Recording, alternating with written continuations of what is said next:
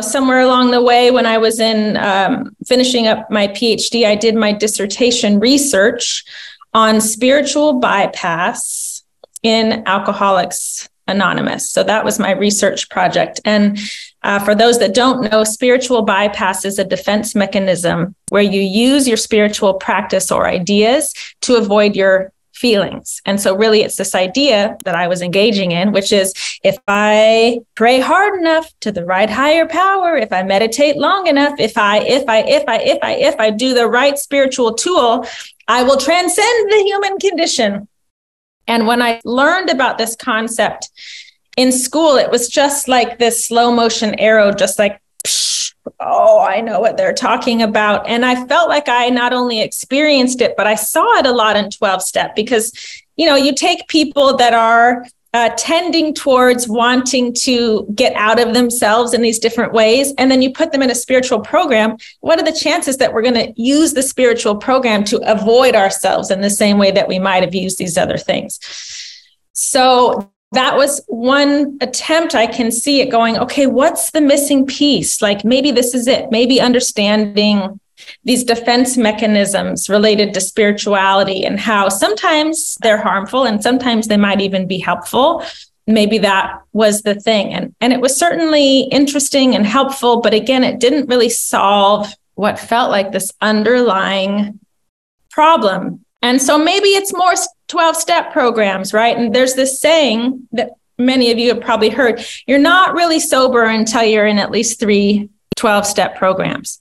And I was like, look at me doing all the things. Like I'm in AA and I'm in Al-Anon and now I'm in DA and I did a tour in OA. And it was just like, okay, where's the thing? And again, I will say in every single program, AA got me sober. Really did save my life in that way. No question. Gave me amazing tools, taught me how to be honest, taught me how to show up, to sit in the front row, put my hand up, be visible. My roots are there. My community is there. Al-Anon, when I eventually married an active alcoholic, not knowing that he was an active alcoholic, but eventually found the bottles hidden in our closet. He wasn't contributing to our marriage. He wasn't working. He didn't think he had a problem. And I'm doing the thing I always did as a child with my alcoholic family, which is like, aren't I good enough? Aren't you going to choose me over alcohol? And it seemed like, once again, the answer was, no, so I'm going to Al-Anon. And there's this one meeting I was going to every week where I would just sob my eyes out. And these people did that thing that we do in these rooms, which is love you until you can love yourself. And I finally loved myself enough to realize that I had to leave that marriage. And it was at the time, it was the hardest thing I had ever done. Because I felt like it was a signal to all this underlying stuff that was like, oh, I really am that broken. I really am that damaged. I am an addiction therapist who married an active alcoholic and didn't know it. Like, what must be wrong with me that this is my life experience? And at the time, I'd never hung a shingle saying I was working in codependency, but my whole practice was populated with women who were married to active alcoholics. And all day long, I'm talking to them about self-esteem and, setting healthy boundaries. And meanwhile, I'm going home to a man who always drank more than I was comfortable with, not knowing he was hiding all these bottles of booze.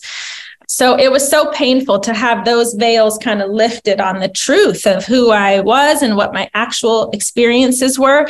And no matter how much I tried to dress up this relationship, because I did, I'll fix it. I'll make it pretty. I can sort of make it presentable. I can make excuses for him, all that kind of classic codependent stuff that I didn't really know was classic codependent stuff. I had to face all of that. I had to face that in a lot of ways, I was living in this giant fantasy, hoping that it would one day come true. And meanwhile, my reality is that is not the relationship that you're in. And my marriage, like I said, was sort of mirroring the relationships that came before it and some relationships that came after. So I felt like I was just in this chronic pattern that no matter how much therapy and how many couches I sat on and how many retreats I went to and how many 12-step programs I was in, and being asked to speak and, like I said, sponsor and doing service and doing all the things, but feeling like that life that I really wanted was not attainable. It just felt really far away. And like a part of my work was that I had to grieve the loss of what I always wanted and go, okay, well, I guess this is what my higher power has in store for me, and kind of, it felt like I just had to lower the bar on what was possible and available to me and accept life on life's terms. And let me think. I did eventually, after doing more work on relationships and looking at what are my patterns here? How do I keep ending up in the same relationship? I did some work around that and ended up meeting a man and going, gosh, he's so lovely. And we have this great conversation and I feel at ease, and he's funny and he's smart and he's all these things. But I didn't have what I thought was chemistry, just general chemistry. So I thought, oh, maybe we're just meant to be friends, right?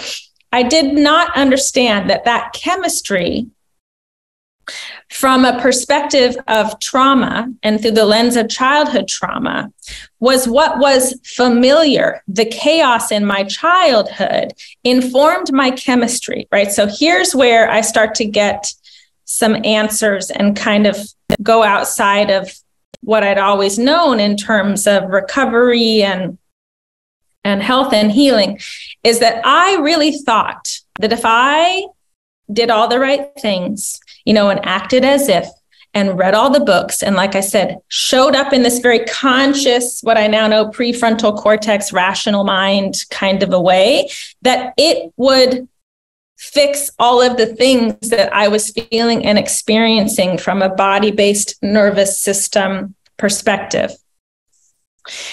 And it didn't work.